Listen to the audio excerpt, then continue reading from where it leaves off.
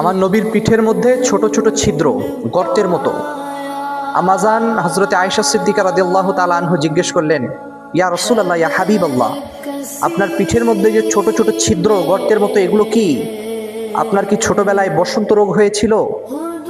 যদি রোগ হয়েই থাকে, আপনি তো আল্লাহর নবী, আপনি যদি আল্লাহর কাছে দোয়া করেন যে আল্লাহ আপনি আমার এই ক্ষতগুলো ছেড়ে দেন, তখন তো আর আপনার এই ছিদ্র থাকে না।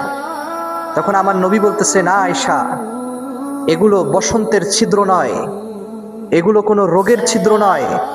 তখন আয়েশা সিদ্দিকা রাদিয়াল্লাহু তাআলা আনহা বলতেছেন, ইয়া রাসূলুল্লাহ, ইয়া হাবিবাল্লাহ, আমি ড্যাম শিওর, তাহলে এগুলো হচ্ছে মশা মাছি বা মৌমাছির কামড়ের দাগ।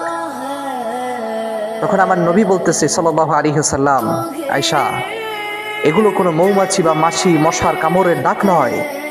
তুমি জানো না আমি হচ্ছি রহমাতাল লিল আলামিন, আমার গায়ে আজ পর্যন্ত কোনো মশা মাছি পড়ে নাই, সবাই আমাকে শ্রদ্ধা করে, ভালোবাসে।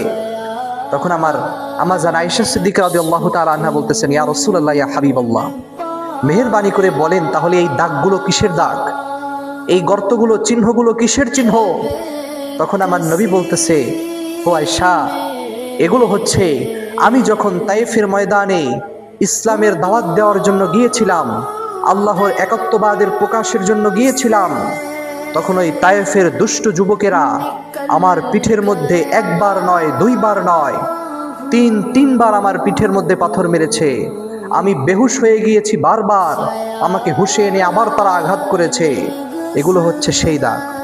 তখন আম্মাজান আয়েশা সিদ্দিকা রাদিয়াল্লাহু তাআলা আনহা বলতেছে, ইয়া রাসূলুল্লাহ, ইয়া হাবিবাল্লাহ, আপনি তো আল্লাহর নবী, আপনি চাইলে আপনি তো এই ক্ষতগুলো আল্লাহকে কাছে দোয়া করলেই ক্ষতগুলো ভালো হয়ে যায়, কিন্তু আপনি এই ক্ষতগুলো ভালো করতেছেন না কেন? তখন আমার নবী বলতেছেন সাল্লাল্লাহু আলাইহি ওয়াসাল্লাম, ও আয়েশা, কিয়ামতের ময়দানে আমি এই এক একটা ক্ষতের বিনিময়ে আমার এক কোটি উম্মতকে পুলসিরাত পার করে নিয়ে যাব। আল্লাহু আকবার।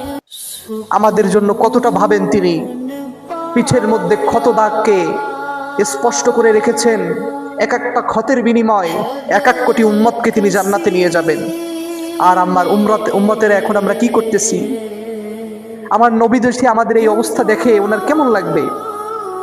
যে উম্মতের জন্য আমি টানা 27 দিন পর্যন্ত তায়েফের জমিনে দাঁড়িয়েছিলাম, আমার সেই উম্মতের আজকে ফজরের নামাজের জন্য মসজিদে আসে না। আমার এই উম্মতেরা রাত 3টার সময় ফুটবল খেলা দেখে কিন্তু ফজরের নামাজ পড়ে না।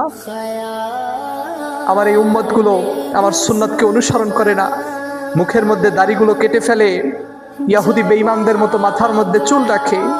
কি জবাব দিবেন আপনি সেদিন? আপনাকে যদি আমার নবী জিজ্ঞেস